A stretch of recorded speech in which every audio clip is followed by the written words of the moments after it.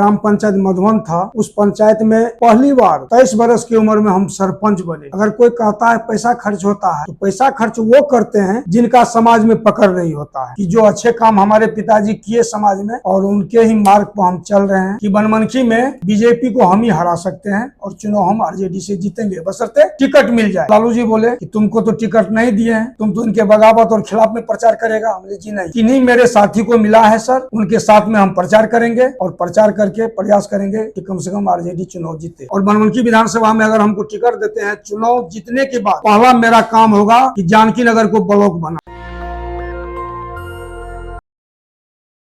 आजादी के 75 साल बाद लोकतंत्र की चक्की ने महीन पीसना शुरू कर दिया है। मेरे साथ जो शख्स हैं, खास बात है इनमें। बिहार में चुनाव है, बिहार चुनाव पर देश की नजर है। इनका नाम है रमेश पासवान। सोचिए, जब बाबा साहब ने संविधान में रिजर्वेशन दिया तो जातिवादी मनुवादी लोग अपने नौकरों को चुनाव जिताते थे, लेकिन रमेश पासवान जी राजनीति के और लोकतंत्र के जीता जागता सबूत हैं। जनरल सीट पर ये मुखिया का चुनाव जीतते हैं, जनरल सीट पर इनकी पत्नी मुखिया का चुनाव जीतती है और अभी ये नगर परिषद के अध्यक्ष भी हैं जनरल सीट से। तो रमेश पासवान है और अब ये बनमनखी से आरजेडी के विधायक पद के लिए, विधायक की उम्मीदवारी के लिए दावा ठोक रहे हैं।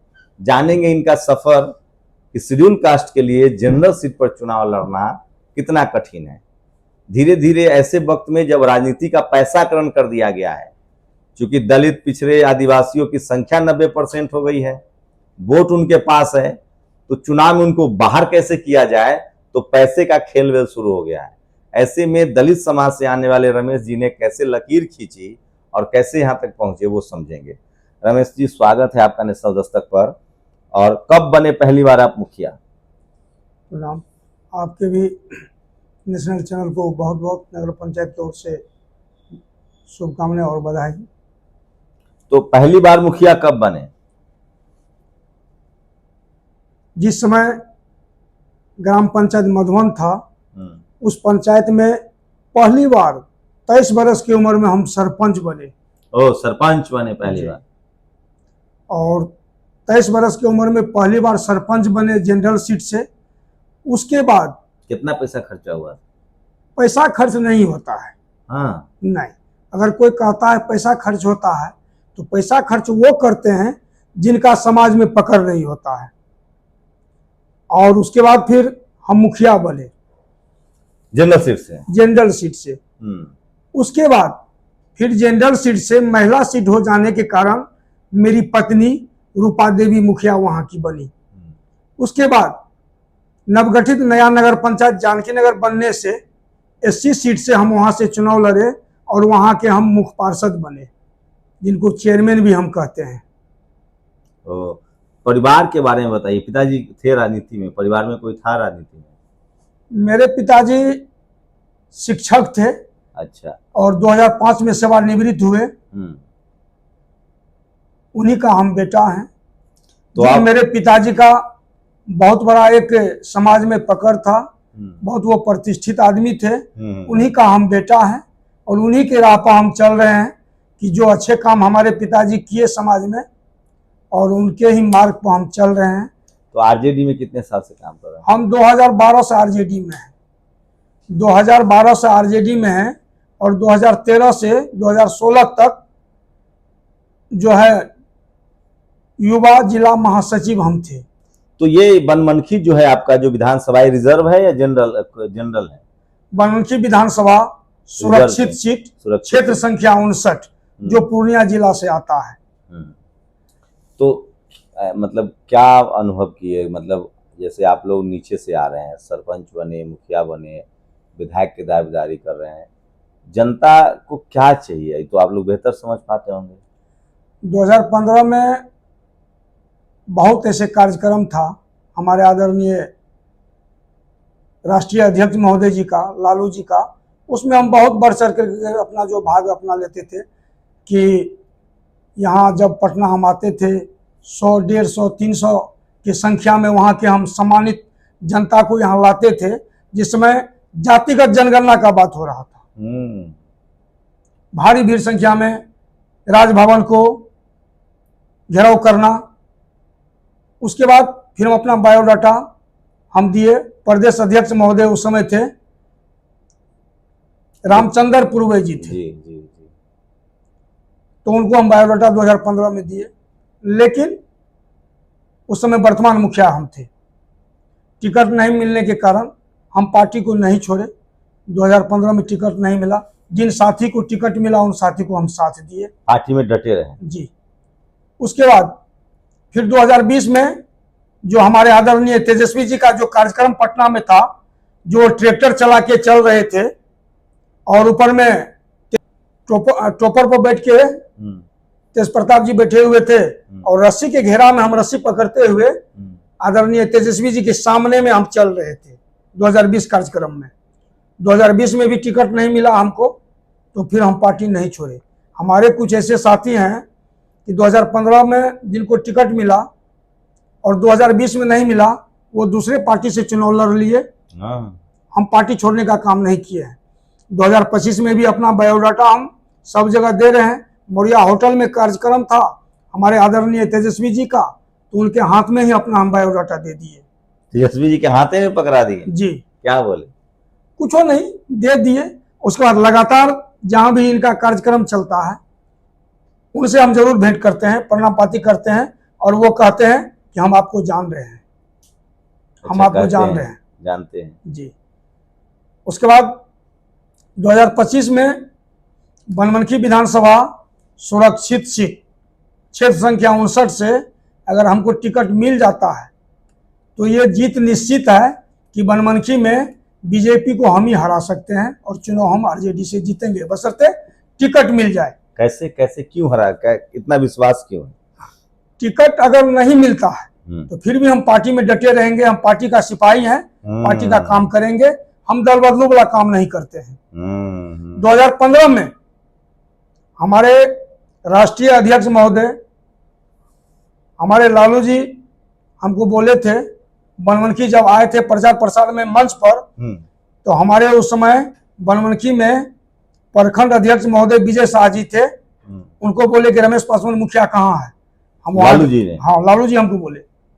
हम उनसे वहां मंच पर ही थे, गए, पैर छू के प्रणाम किए। उसके बाद लालू जी बोले कि तुमको तो टिकट नहीं दिए हैं, तुम तो इनके बगावत और खिलाफ में प्रचार करेगा। हमने जी नहीं, किन्हीं मेरे साथी को मिला है सर, उनके साथ में हम प्रचार करेंगे और प्रचार करके प्रयास करेंगे कि कम से कम आरजेडी चुनाव जीते। लालू जी की यही खासियत है, वो राजनीति के पारखी हैं और बहुत सारे लोग मुझे ऐसे मिलते हैं। एक जो लेबर मिनिस्टर बने, वो लेबर का काम करते थे, दलित समाज से, रिजर्व सीट है छपरा जिले का, और लालू जी ने उनको बुला के टिकट दिया। गुलाम गौस की कहानी हम सब लोग को पता है। उसके बाद पत्थर तोड़ने वाली भगवतिया देवी की कहानी पता है सबको, जिसको संसद में भेजा। जगदेव बाबू के बेटे को उन्होंने, नागमणि जी को पहली बार लालू जी ने राज्यसभा भेजा। तो ये बड़ी सारी कहानियां हैं, राजनीति के वो बड़े पारखी हैं।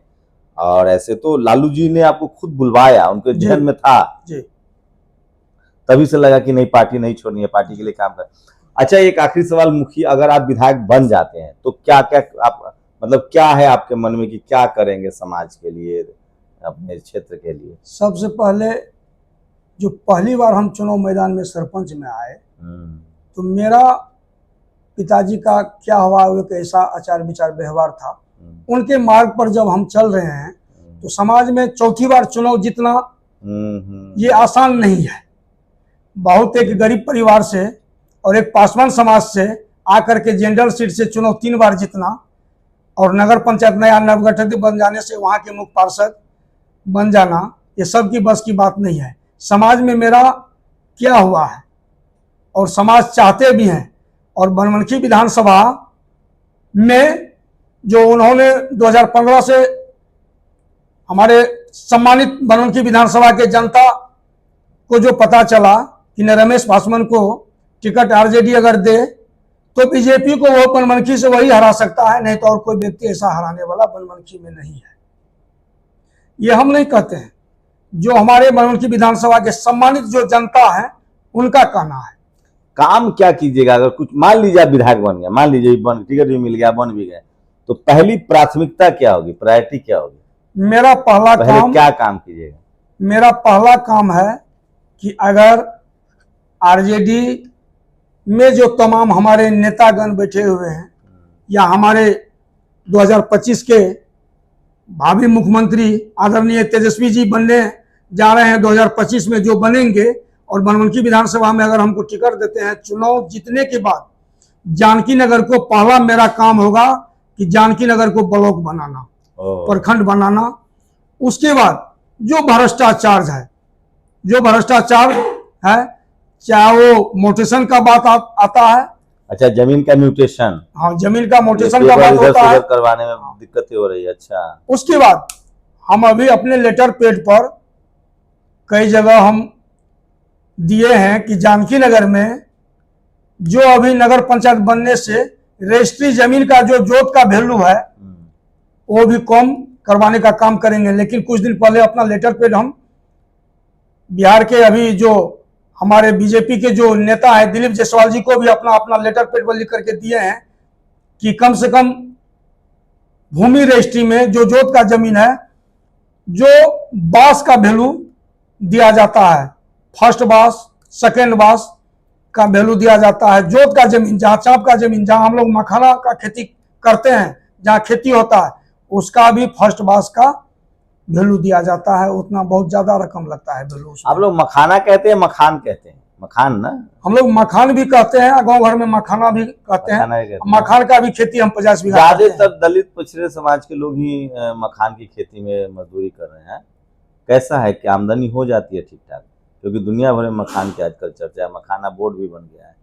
कितना मजदूरी मिलता है लोग मजदूरों को? मखान की खेती, जहाँ चाप का जमीन है, मखान का खेती हमारे यहाँ खास करके कोसी जोन का बात किया जाए और पूर्णिया जिला का बात अगर किया जाए तो मखान का खेती बहुत ज्यादा होता है।